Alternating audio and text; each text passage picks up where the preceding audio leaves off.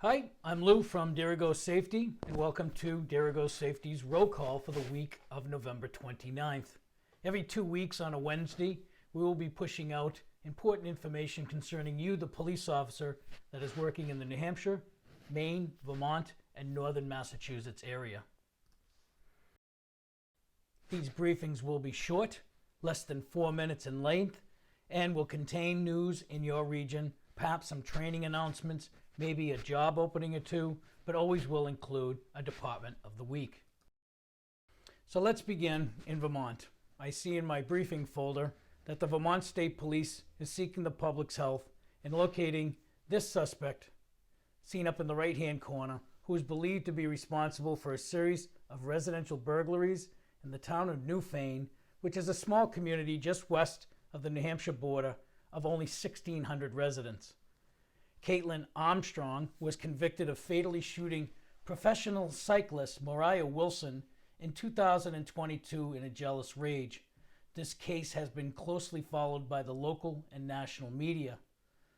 More than 150 tips have come in since Vermont State Police released this sketch in the center of a person of interest in the killing of a retired college dean who was shot to death a few weeks ago in a recreational field in a small college town.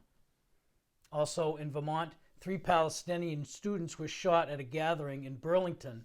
Police have just made an arrest and are looking at this as a likely hate crime. These shootings and the anti-Semitic graffiti that was spray painted on a Belknap County Democrats party headquarters in New Hampshire shows that very few places are immune to this hate that is going on, especially with the Israeli-Hamas war. I also read that Hingham and Needham, Mass. Have dealt with threats to 2 of their temples. New Hampshire has the Stratford County Sheriff Mark Brave on leave after being indicted for stealing $19,000 of county funds and most recently for falsifying court financial records in order to get a court-appointed attorney. Concord police are having a hard time with these 2 men shown in the center image who are using skimmers on registers in at least 2 local stores.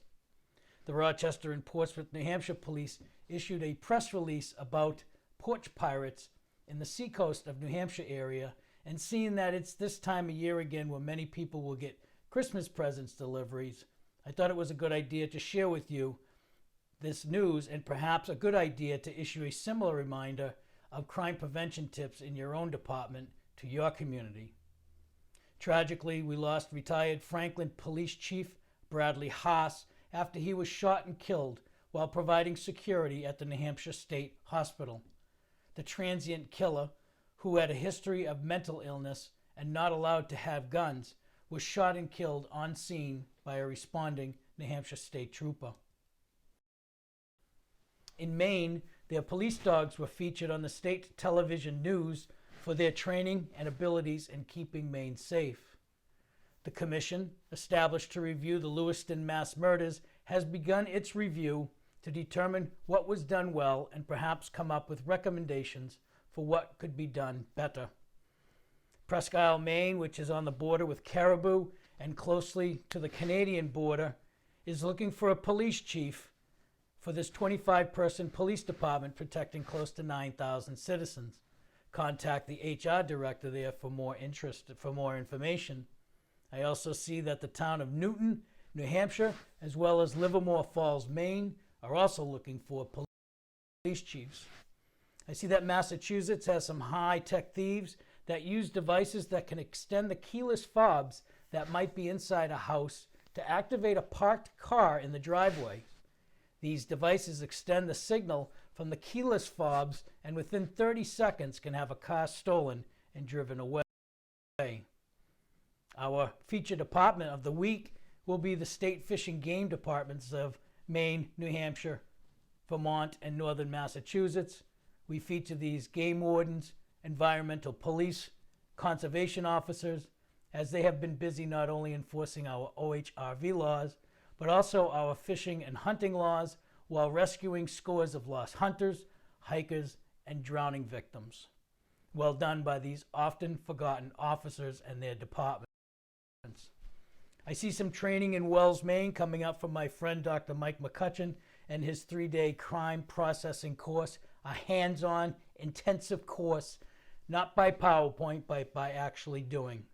New England HIDA also has some cryptocurrency training coming March 26 and 27. Detective Mark Chavez will be having forensic statement analysis in Auburn, Maine on December 11th. There is so much more to pass along. This is all I have time for. I hope you like it. I hope you subscribe. And if you have something noteworthy to pass along, reach out to me. I want to hear from you. Until next time, this is Lou. I hope all is well.